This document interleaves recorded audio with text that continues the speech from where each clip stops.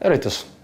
Täna oleme oma kaameratega sisse marssinud tähtsa näoga siia Stani ja Taneli juurde Harley-Davidsoni supermarketisse vaatama ühte ultrapõnevat mootorratast, mille siin Tanel meil valmis on ehitanud, aga räägi Tanel, mis kuramuse tegelasega meil tegu on siin?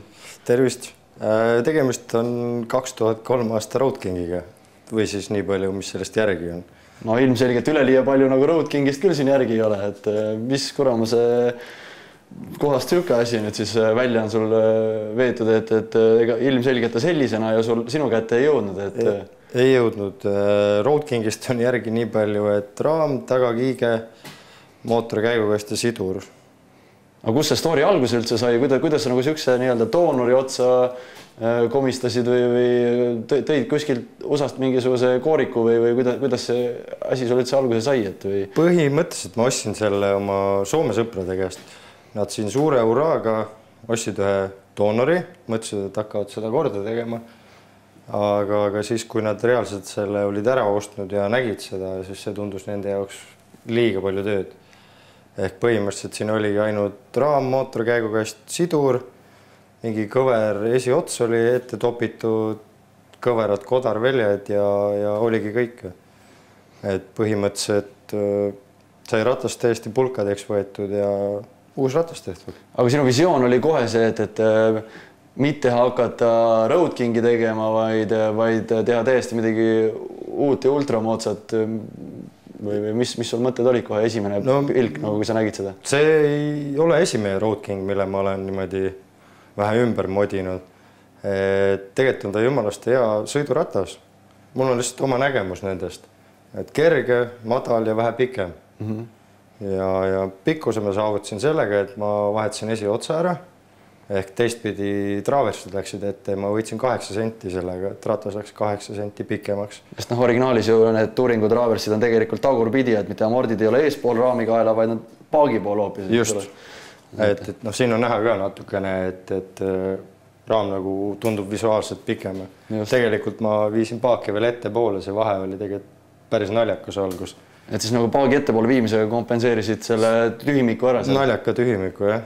Ja põhimõtteliselt sai kõik mootor, käigukast, sidur kõik laiali võetud, kuna ta oli kunagi uppunud ratas. Ehk vesi oli natuke sees käinud.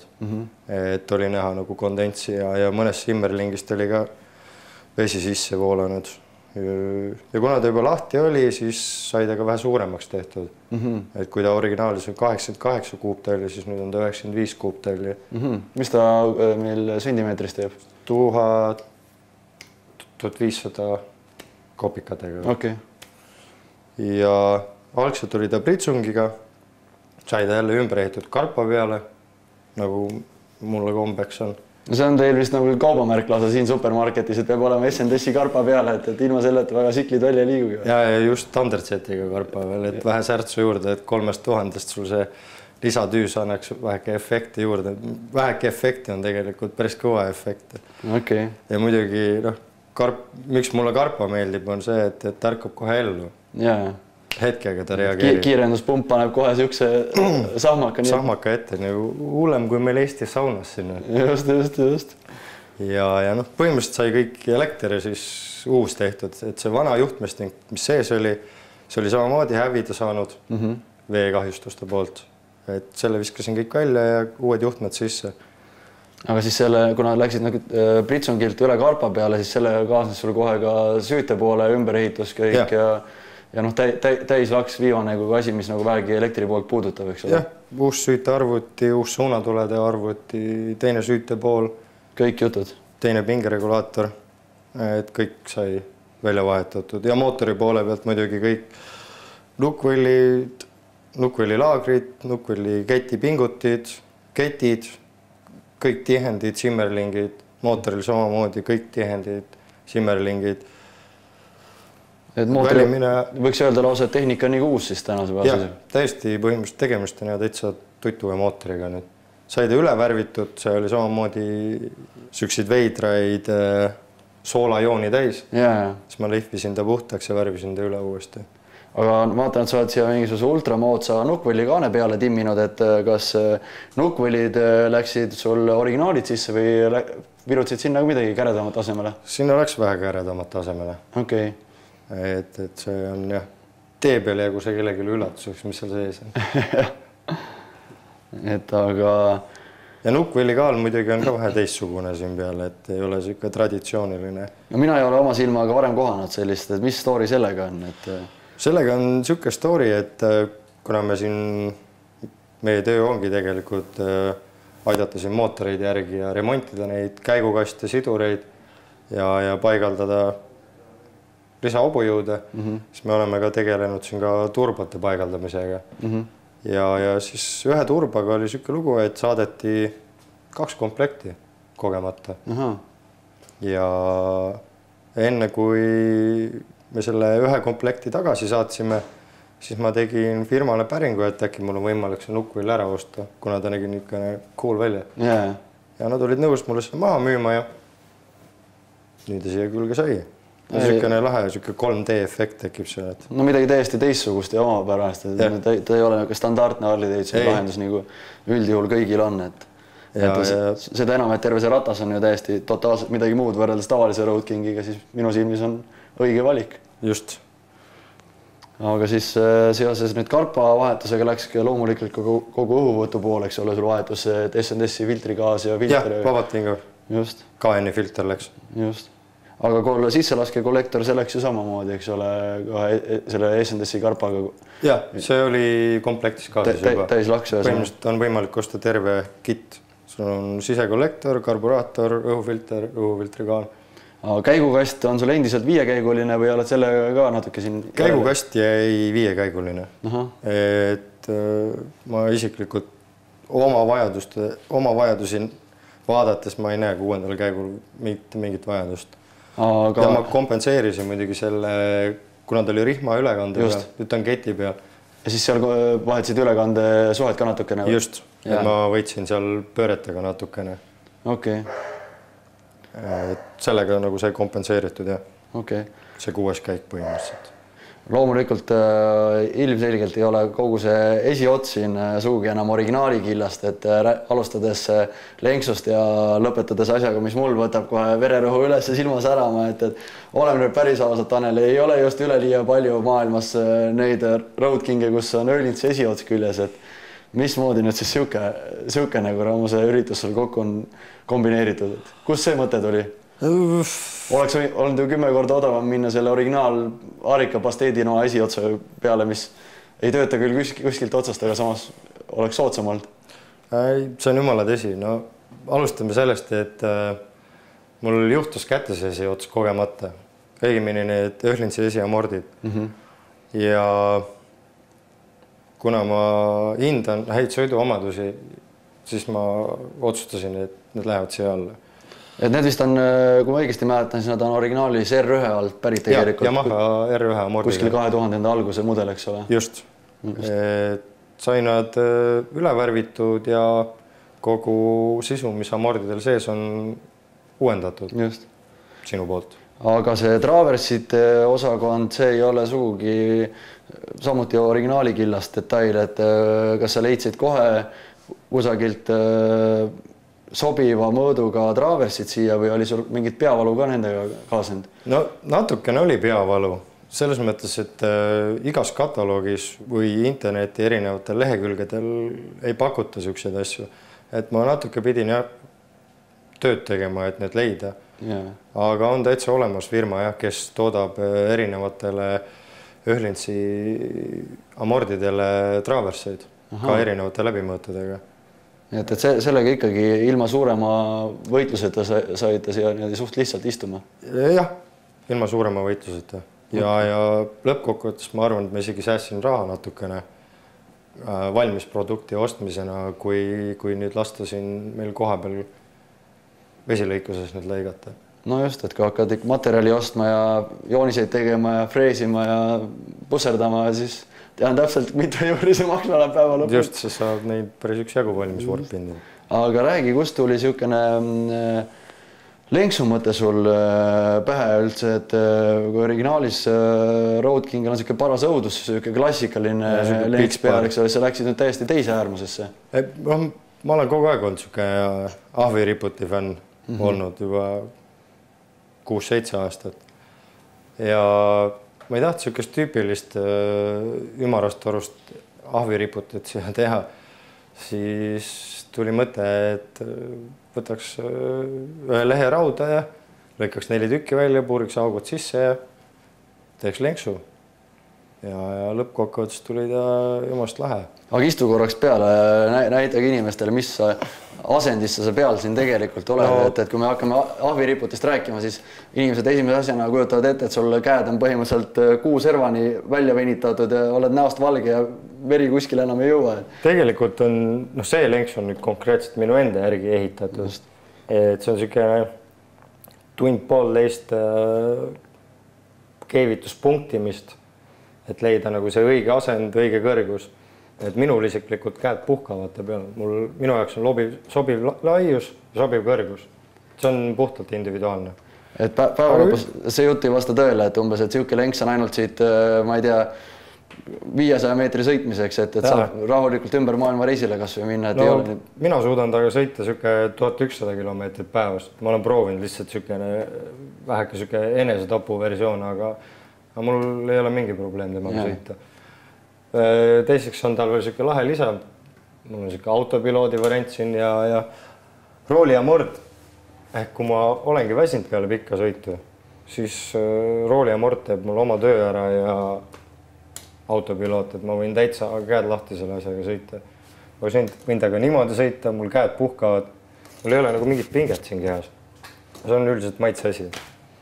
Ja aga rooli ja mordi siis keerad lihtsalt samamoodi rohkem peale, et esiots oleks päris nii tilla-tölle ja rahu majas. Hetkel on ta mul 8 klikki ja minu jaoks on ta nagu sobiv. Et ma võin taga täitsa vabalt käed lahti. Aga kas rooli ja mord tuli sul kohe nagu päris alguses, kui sa nüüd ütleme selle öölintsi esiotsa peale välja mängisid enda asjad, kas sa teadsid kohe, et nüüd ma tahan rooli ja morti ka või see tegelikult lisandus seal hiljem kuidagi peale mingi proovisõite? See lisandus hiljem. Öölintsi esiots on niisugune lahe esiots, et sa saad ta täitsa iseenda järgi seadistada ja meie Eesti teed on nagu on. Ta võttis ikkagi natuke aega enne, kui ma suutsin selle esiotsa korralikult enda kaalu järgi paika seadistada. Et ta loeks ilusti kõik konarused ära ja kui sa lähed kurvidesse ja kurvis on mingi sügav auk, et ta ei hakkaks sul viskama. Ja kui mul oli esiots kõik paika seadistatud, siis ikkagi niisugust vähe vihasemat sõidustiili harrastades tundsin ma, et mul on ikkagi vaja veel rooli ja mordi ka lisaks. Jaa, et see tuli juba hiljem nii-öelda proovisõidu käigus välja, et selle järgi on vajadus.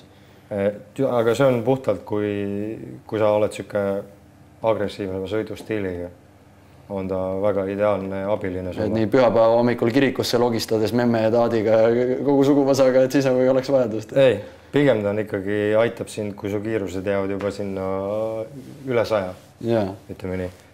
Ilmselgelt on ju Road King ja R1 totaalselt erinevad rattad, kõik raaminurgad, kaalud, kõik asjad on erinevad, et oli sul väga suur hirmus peavalu selle seadistamisega või käis see ikkagi suhteliselt kiirelt said, tabasid ära, No ikka ma ütleks, et päris kiiresti ei. Ikkagi oli siuke erinevate teekatete katsetamist. Et eksperimenteerimist oli oma jagu? Ja täna ütled, et on elu nagu lill, et või mõtleks veel originaali peale tagasi minna? Ei, kohe kindlasti. No ja muidugi, kui esimesed amordid sai ära vahetatud, siis oli ka tunda, et tagumised on korralikud juustud seal all, et sa esialgu kütsid päris originaal taga amordiga ringi? Jah, ütleme, et ma sõitsin esimese sissesõidu, see 500 kilomeetrit, esimene sissesõit. Sõitsin originaal-amordidega, et need sai teiseks sõiduks juba välja vahetatud siis progressiivi gaasiversioonide vastu, mis on ka väga head. Seda lugu ma tean väga palju, et vahetad tagumised amordid ära, inimesel paned näiteks öölintsid taha ja siis tuleb siuke seagisa, et jumal aita, need on esiamordid on puhta. See on kohe niimoodi, et sul üks ots nagu käib pehmelt ja teine ots on niimoodi, just, et see ei ole lahe üldse. Aga velje pool ees, mis ja taga on, need ei ole ju sugugi originaalväljad sul siin all, et kusjuures need on tegelikult täitsa harika originaalväljad. Et nad on lihtsalt mingi nii-öelda lisavarustuse jaa, need on lisavarustuse väljad. Algselt olid nad kroomitud üleni, aga kroomituna nägid nagu suht igavad välja ja siis ma tegin vähe oma loomingut, et need keskmised triibud siin või need süvendid sai mustaks värvitud ja siis see rant samamoodi, et tekiks niisugune paksukummi efekt siia. Iseenesest visuaalselt jumalast hästi toimib. Jah, et ta on palju põnevam kui see niisugune tüüpiline kroomvälg. Ta ärkab nagu ellu ja kui sa hakkad kodaraid vaatama, siis tekib see õigemini saad aru, et tal on süvendid sees. Just, ta toob nagu rohkem esile. Jah. Aga esiporilaud ju samamoodi, ole nüüd päris ausad, R1-l küll niisugust porilauda ma ei ole veel kordagi küljes kohanud. Ei no eks R1-l nad ikka üritavad vähe kergemad versioone sinna pakkuda. Et see on rautareis seal lapikuks löödud ja siis siin välja painutatud. Jah, ütleme, et vähe tuli lihasid kasutada ja muidugi aju ka vähekene, et ega Öhlintse esiotsale niimoodi porilaudu pakkuda ei ole, et need õiged nurgad painutada ja rehviraadiused saada sobima. Et ikka natuke läks aega, ikka niisugune päevakene. Et see on ka sul samamoodi kõik enda nagu otsast lõpuni oma kätetöö? Jaa, lenks, kütusepaak, küljekaaned, taga porilaud, kõik on oma kätetöö. Ja samamoodi see bensupaagi kate, kui Road Kingil on originaalis niisugune suur kobakas siin peal, kus on ainult spidomeeter, siis see on nüüd kasutatud 2010 aasta Dynaglide'i bensupaagi kate, millele on siis lisatud nagu 2 funktsiooni, et on spido ja tahomeeter ja siis niisugused väiksed LED-valgustid, mis siis annavad sulle märku, mis funktsioonid sul pooleli on. Jaa.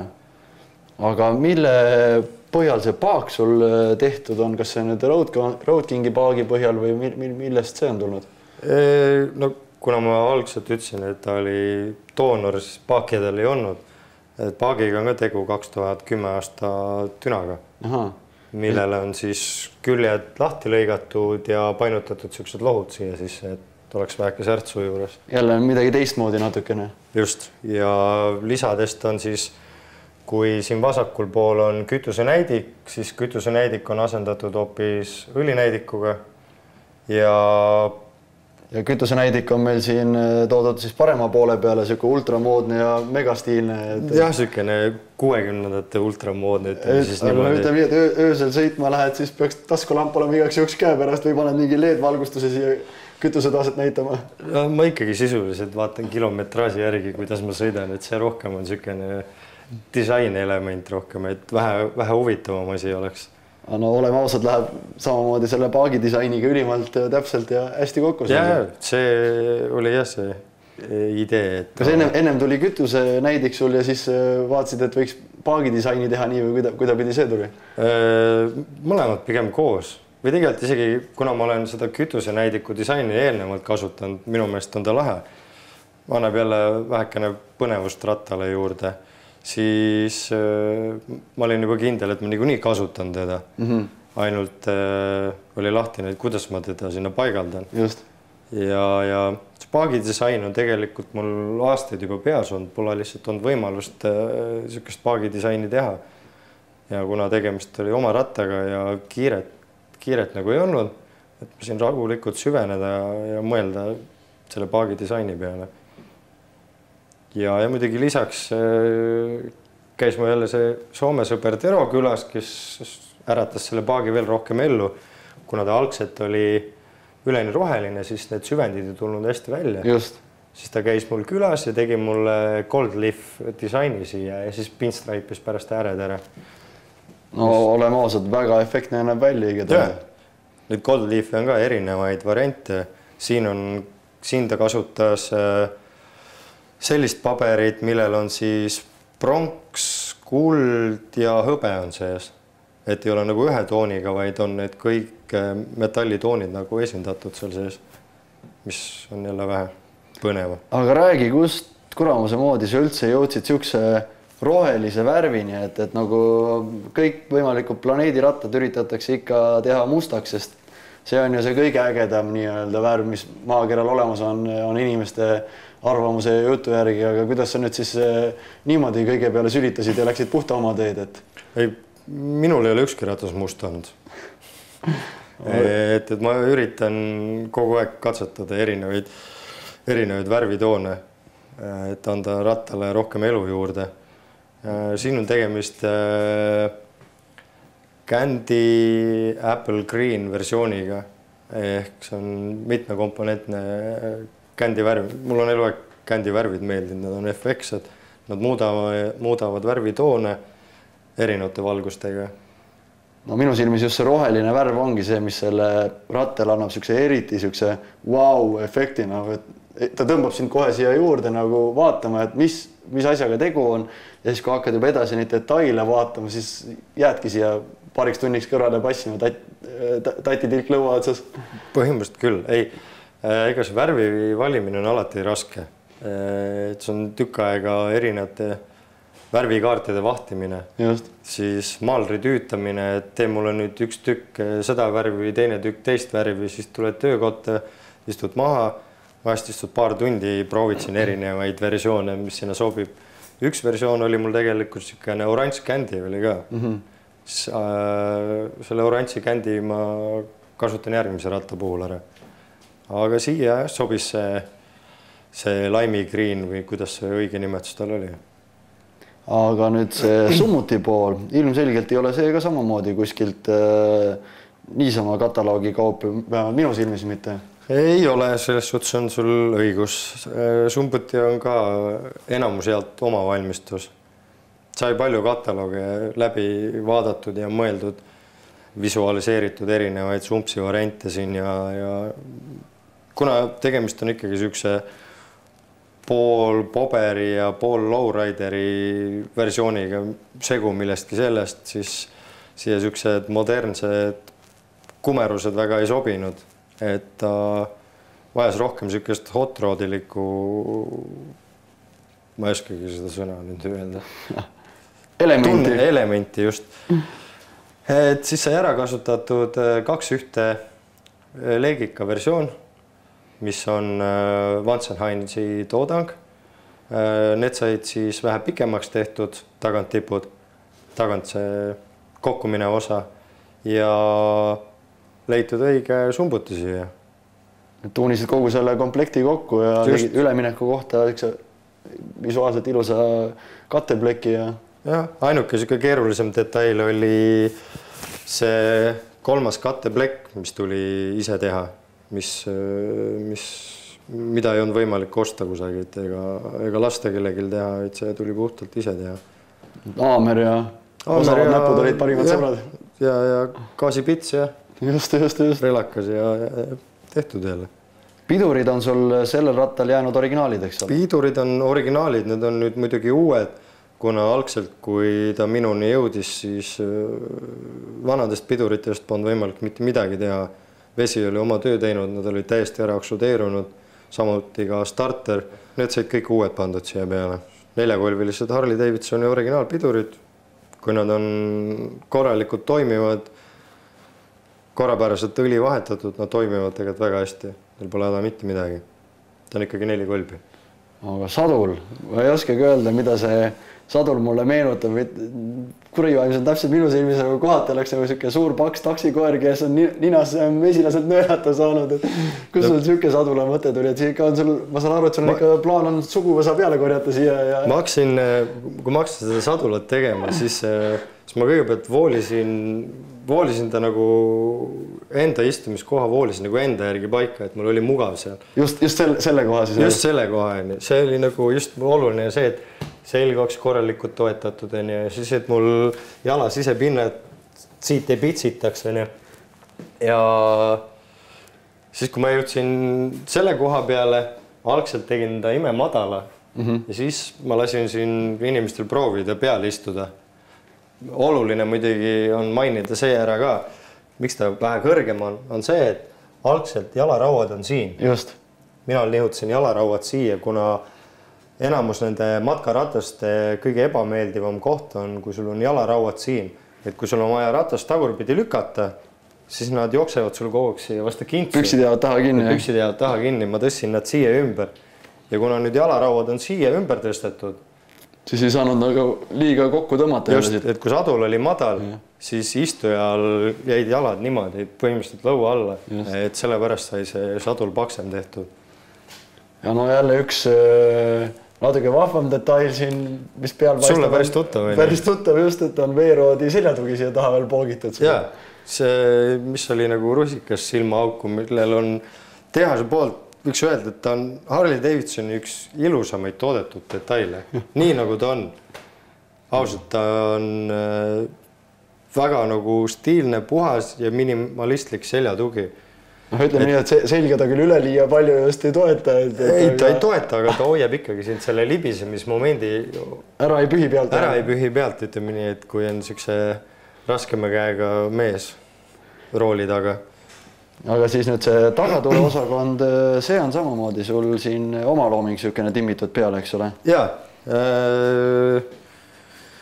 Tagatuli on kasutusel Arlen Nessi tagatule versioon, mis on LED ja numbrivalgustus samamoodi on LED-valgustus siin. Ja paigaldasin numbri kasutades porilaua oma kumerusi ära. Ta jääb ilus, lihtne ja puhas. Ei ole mingit koledat, tobedat raami ümbris seal, vaid ta nagu on üks osa porilauast. Suunatuled on samuti LED-id, tunduvalt lihtsam kasutada, jääb igasugune pirnide vahetus ära. Ja nagu ma õigesti aru saan, siis kuna sul on suht kõrge lenks, siis võimaldas see ka sul kasutada selliseid lühikese varrega väikseid peegleid, et sa näed siis üle õla endal ühtlasi. Nad jäävad täpselt mul siit küünanukist üle, et ma näen siit. Et nagu kuidagi ise nagu ei ole varjuks sees? Ei, absoluutselt. Algselt nad olid mul paigaldatud siia alla. Iseenesest nagu visuaalselt näed ta efektsi meile, kui ta on siin. Aga siis ta näitas mul siia alla ja mu küünanukk oli ees, ma ei näinud midagi välja. Nüüd on nad saanud ja üles oma asetuse. Aga Raiserid, mille omad need siuksed on? Need on mingisuguste Ameerika onude valmistatud alumiiniumdetailid. Jaa. Kas see... Puhtalt käsitöö, et need ei ole ka siuke kataloogi kaupa. Aga tagaporikas, kas see on originaaltoorikust või originaalporikast tiimid või see on ka sul mingisugune oma looming juba siin? See on siuke pool oma looming. Tegelikult on ta samamoodi Dynaglidi porilaud, mis sai laiemaks tehtud ja pikemaks venitatud. Kuna originaalis on tal 130 laia rehv. Just. Ja ma proovisin suts laiema rehvi siia alla paigaldada, mis õnnestus ka. Mis sul täna rehvi laius taga on? 150 on. Ja ka velg on nii-öelda originaal Road Kingi laiusega siis, jah? 3,5 tolli vist oli ta laius. Või välja laius, vabandust. Ja kas ma vaatan, et Road Kingil originaalis on nii-öelda käigupedaal omata kaheosaline, et sa saad varbaga vajutada ja kannaga vajutada. See oli ka sul kohe siuke meelega muutsid ta nagu nii-öelda sportlikumaks, et korjasid kannapedaali ära või? Jah, eelkõige ikkagi kogu selle ratta nagu disaini poole eesmärk oli ikkagi võimalikult vähem mudru külge. Just. Et ta oleks võimalikult puhas, lihtne, samas ma võitsin kaalust päris palju, kui ma hakkaks kokku lugema, palju siit on üleliigselt kraami läinud ära. Et siin taga juba ainuüksi on ju mega suured kõik need kohvriraamid, kuhu sina oled pannud täna need jalatoed külge, aga tegelikult siin on jõudne kogus kola on veel lisaks. On, päris mitmekümneid kilosid on seal taga. Kuule, aga need küljekaaned ei ole ka ilmselgelt täna enam originaal Road Kingi küljekaaned, et mis story sul nendega on? See on ka puhtalt mu siuke oma looming. Võtsid tahvlipleki ja kukkusid paugutama? Ja see on juba päris mitmes ratas, millal ma ehitan siuksed küljekaaned. Kuna originaalkaan on palju välja ulatav ja ta lõpeb niimoodi kandiliselt siin. Just. Ehk ta ei võimalda sulle seda, et kui sa tahad ilma kohvriteta sõita, siis nad näevad meeletult koledad välja. Aga mina ei sõida iga päev kohvritega, mul ei ole selle jaoks vajadust. Ma tahan, et ratas oleks puhas ja ilus. Siis ma võtsin ja painutasin selle raami kuju järgi küljekaaned. Ja kasutatud on siin tavaliselt 6 kandid, siin on kummipesad sees, hakkad pups paika ja kõike. Okay. Ilus puhas jääb. ja sa võidad ka seda, et kui sa peal istud, siis nad ei häiri sind, nad ei häiri su jalgu. Just. Ta on kitsam, originaalkaaned on laiemad ja nad hakkavad su jala sisekülge hõõruma. Just. Aga süüteluku poole ma vaatan samamoodi, oled läinud vähe lihtsamat ja viisakamat teed pidi, et pand siia pasuna asemele. Jah, originaalis on tegelikult süütelukk siin. Just. Pasun on mul ära peidetud siia sadula alla, süüte pool samamoodi ja see on mugav kasutada. Sul on hea lihtne ligi pääseda talle, pluss ta on veel lukustatav. Just. Ja loomulikult ei puudu paagi küljest ka teie kompanii kaubamärk ehk siis pingeli kütusega kraan. Jah, see on pingel, S&S ja Zippers on nagu meie maja siuksed kõige müüdavamad artiklid. Just, et sellest hakkab kogu jutt pihta üldjuhul nagu custom ratta pool. Põhimõtteliselt küll, aga oleme ausad, ta on kvaliteet ka. Just. Et ei saa nagu nuriseda. Aga Tanel, mina ei väsi sind tänamas selle eest, et sa olid nõus rahvaga jagama oma kätetööd ja kui sul siin jälle mingid uued põnevad projektid on käeulatuses valmimas, siis tead, kus meid leida? Jah, selles mõttes projekte on tulemas ja päris põnevaid on tulemas. Et ma usun, et leiame midagi põnevat veel, mida näidata rahvale. Sellega jääb üle ainult öelda, et järgmiste seiklusteni. Järgmiste seiklusteni. Tšau! Tšau!